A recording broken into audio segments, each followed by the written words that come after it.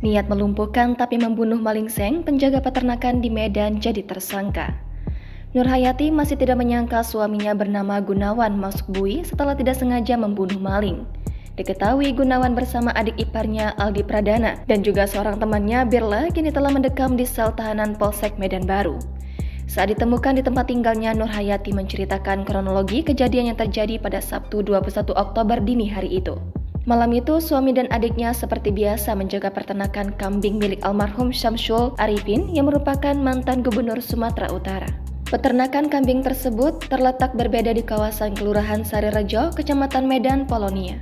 Di tengah malam yang gelap dan hening, suaminya ini mendengarkan adanya keributan dari arah kandang kambing. Lantas ia pun mengajak adik iparnya untuk mengecek apa yang sedang terjadi. Dengan membawa sebilah parang, mereka berniat untuk berjaga-jaga. Kemudian suaminya melihat ada seorang pria sedang membongkar seng dan menggergaji kayu broti. Memang bawa parang suami saya, tapi nggak ada niat membunuh, kata Nurhayati kepada Tribun Medan pada Selasa 24 Oktober. Katanya saat itu suaminya ini langsung berhadapan dengan maling yang belakangan diketahui bernama Samsidi. Waktu itu, Samsidi ini sempat memberikan perlawanan berupaya melarikan diri. Sehingga suaminya yang dengan spontan langsung mengayunkan parang yang dipegangnya itu ke arah kaki pelaku. Samsidi pun terkapar tidak bisa melarikan diri lagi dan diduga tewas karena kehabisan darah.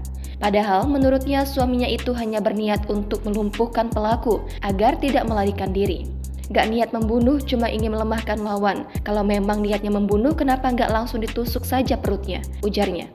Ibu 4 orang anak ini menjelaskan memang di kawasan tersebut termasuk juga di peternakan kambing yang dijaga suaminya itu hampir setiap malamnya disatroni maling.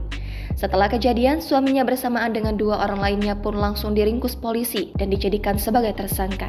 Ia pun berharap mendapatkan keadilan dan meyakini bahwa suaminya tidak ada niat untuk membunuh Samsidi. Download Tribun X sekarang, menghadirkan lokal menjadi Indonesia.